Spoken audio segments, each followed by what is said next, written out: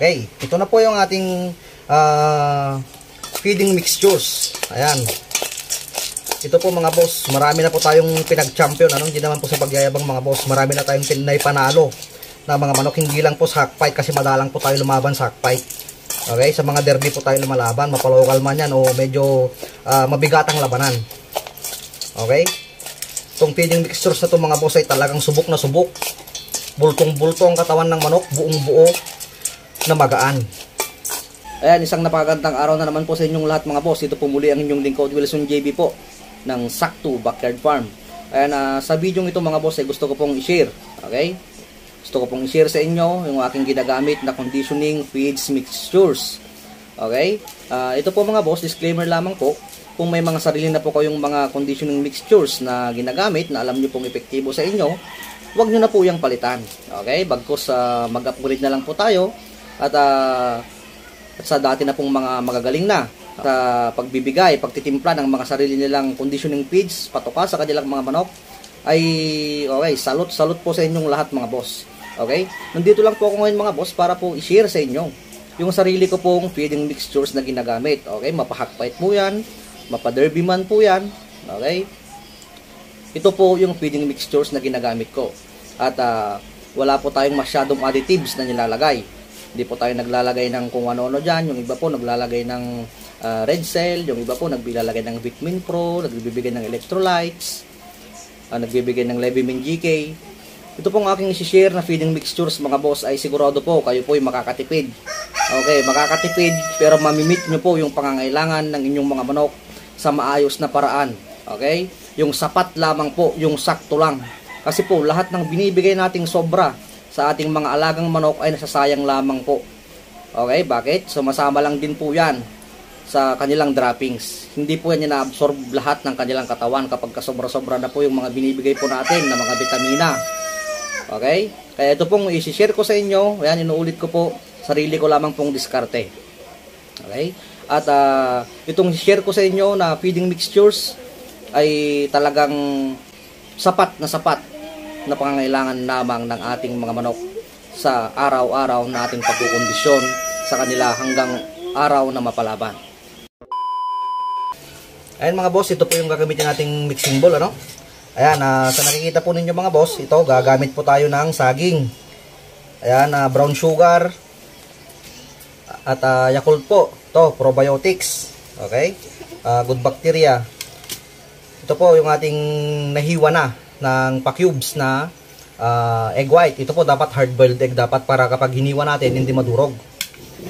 Yan, ito naka-prepare na rin tayo ng nahiwang saging. Isang buo po ito mga boss. Yan, ito po yung ating perfecto grains. Ayan, ang gusto ko po sa perfecto grains mga boss ay split piece po siya. Yan, para po hindi mahirapan sa panunaw yung ating mga alaga. Okay, platinum pellet as usual po. Alam niyo naman ito yung ginagamit nating power pellets.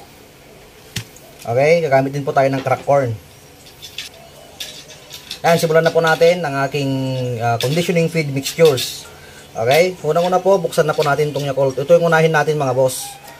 Okay, tatabi muna natin itong mga to.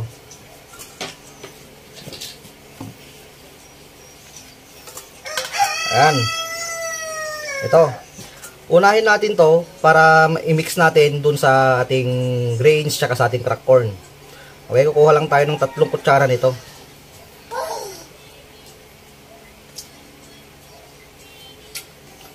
Yan, ito na po mga boss, yung 3 kutsara ng Yakult, Ito yung magsisilbing pangbasa na rin natin kasi nga po dry feeding po tayo. Dry feeding po ang ginagamit natin. Yan, ang feeding mixtures po natin mga boss ay 60% po ng perfecto grains. Equivalent po to 12 tablespoon. Okay, simulan na po natin mga boss. 1, 2, 3, 4, 5, 6, 7, 8, 9, 10, 11, 12. Ayan, yun na po yung ating 60% na perfecto grains. Ayan, maglalagay naman po tayo ng crack corn na 10%, equivalent to 2 tablespoon po.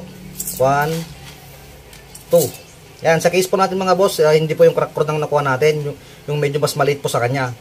Yan, kasi hindi po available yung mga crack corn talaga na kulay dilaw.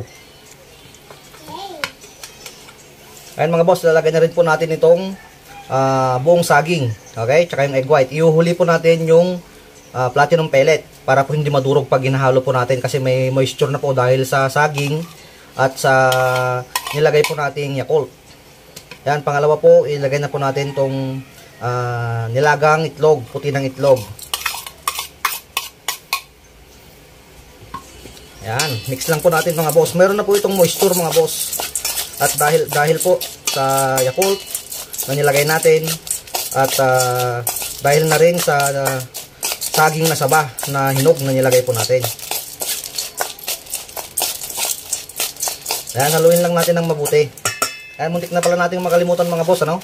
Itong nilalagay natin na brown sugar na to. Ayan, kapag maramihan po, mas tipid kung ganito ang gagamitin natin kaysa sa dextrose powder. Kasi halos parehas lang naman po ito ng bisa, no? Halos parehas lang sila ng bisa. Ito, nilalagay lang po to sa umaga. 1 tablespoon po. Okay, sapat na po ito mga boss sa 10 manok. Ayan, muntikan na natin makalimutan. Tabi muna natin to. Okay, haluin natin ulit.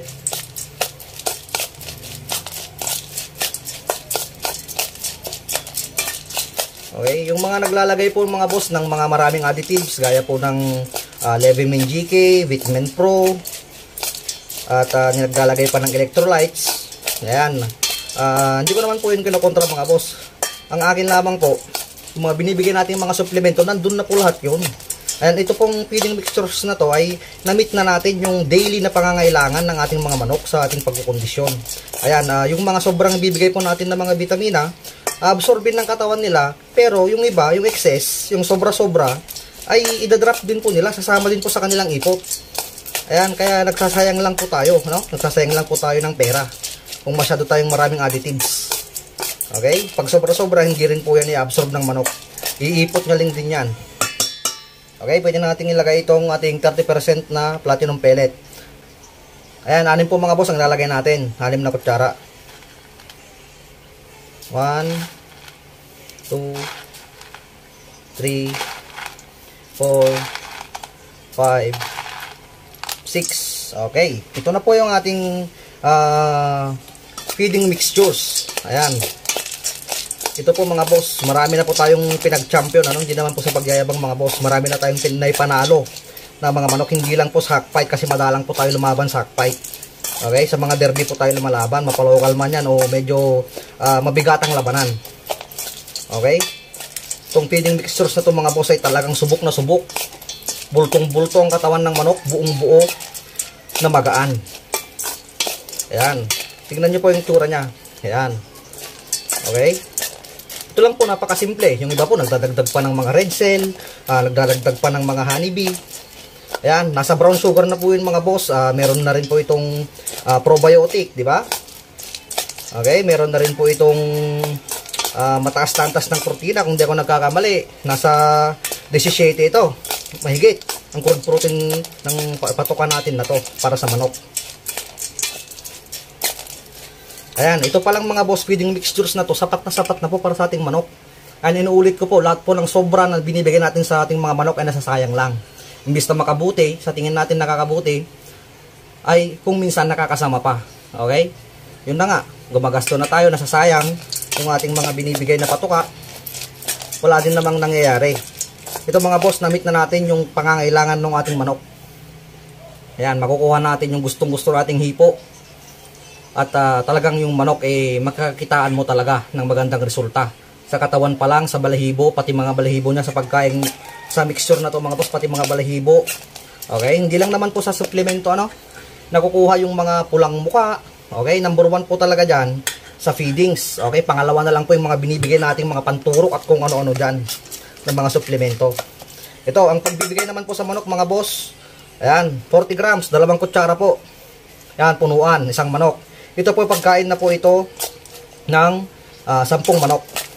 Ayan, maraming salamat po sa pagsubaybay. Hanggang sa muli po. Sakto GFB.